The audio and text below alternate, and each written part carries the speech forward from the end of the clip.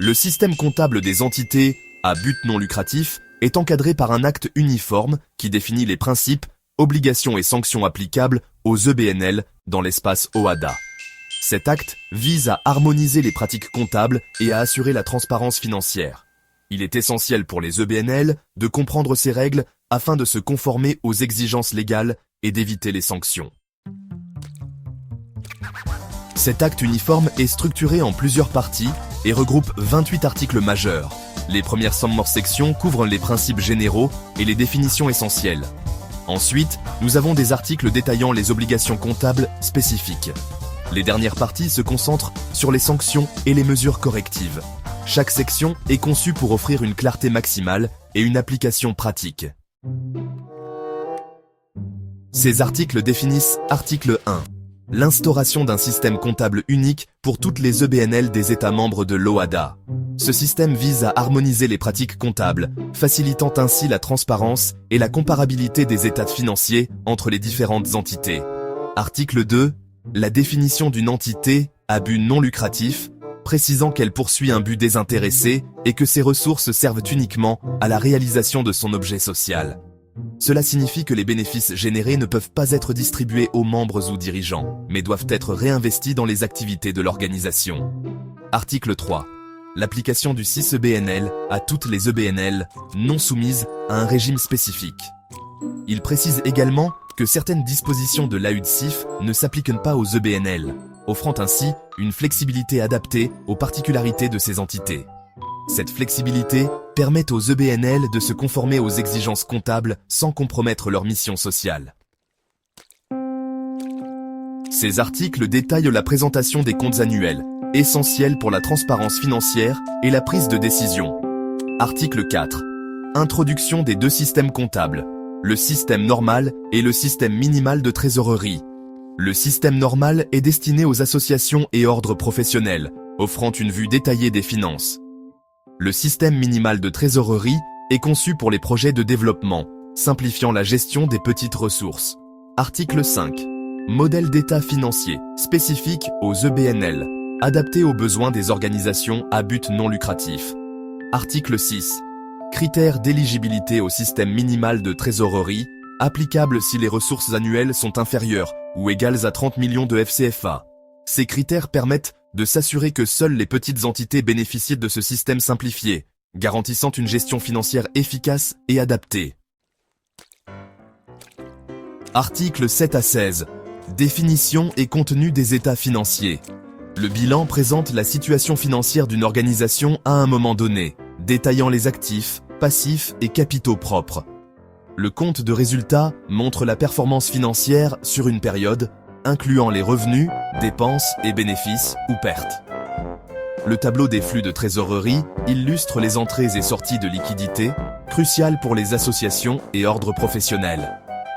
Le tableau emploi-ressources et l'exécution budgétaire sont essentiels pour les projets de développement, accompagnés de notes annexes explicatives. Ces articles fixent les obligations de surveillance financière. Article 17. Obligation de tenir un registre des donateurs. Ce registre doit inclure les noms, adresses et montants donnés par chaque donateur, assurant ainsi une transparence totale des contributions reçues. Article 18. Exigences en matière de suivi et transparence des transactions. Toutes les transactions financières doivent être enregistrées de manière détaillée et accessible pour permettre un suivi rigoureux et éviter toute malversation. Article 19. Communication des états financiers à l'auditeur au moins 45 jours avant l'Assemblée générale. Cela permet à l'auditeur de préparer un rapport complet et de formuler des recommandations avant la réunion. Articles 20 et 21. Désignation d'un auditeur inscrit à l'ordre des experts comptables pour un mandat de 3 ans renouvelable une fois. L'auditeur doit être indépendant et qualifié pour garantir l'intégrité des contrôles financiers. Article 22. Sanctions en cas d'absence d'audit ou d'obstacle au contrôle. Les sanctions peuvent inclure des amendes, des restrictions de financement ou d'autres mesures disciplinaires pour assurer le respect des obligations. Article 23. Référencement des normes comptables applicables. Les organisations doivent se conformer aux normes comptables nationales et internationales pour garantir la cohérence et la fiabilité de leurs états financiers. Ces articles définissent les infractions et les sanctions applicables. Article 24, sanctions pour absence d'inventaire et d'état financier. Les entreprises doivent produire un inventaire et des états financiers annuels. En cas de non-respect, les dirigeants peuvent être condamnés à des amendes substantielles et à des peines d'emprisonnement. Les dirigeants qui ne produisent pas ces documents encourent des sanctions pénales. Cela inclut des amendes pouvant aller jusqu'à plusieurs milliers d'euros et des peines de prison pouvant atteindre plusieurs années. Article 25. Sanctions pour absence d'auditeur. Chaque entité doit nommer un auditeur indépendant pour vérifier ses comptes. Le non-respect de cette obligation peut entraîner des poursuites judiciaires.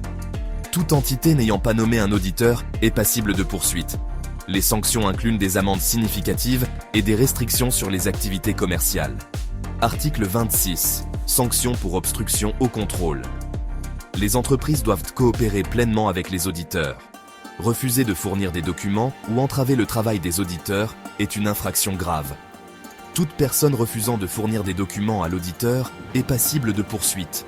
Les peines peuvent inclure des amendes élevées et des peines de prison. Article 27. Précision des peines applicables en cas de fraude ou de manquement aux obligations comptables. Les sanctions pour fraude comptable sont sévères, incluant des amendes importantes et des peines d'emprisonnement prolongées.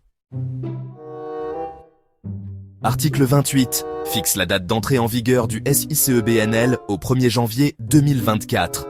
Cette date marque le début d'une nouvelle ère pour les entreprises et les organisations, assurant une conformité totale avec les nouvelles régulations comptables.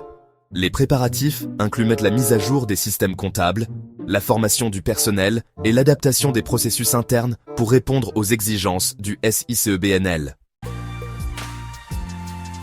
Le SICE-BNL constitue un cadre juridique strict visant à harmoniser la gestion financière des entités à but non lucratif dans l'espace OHADA.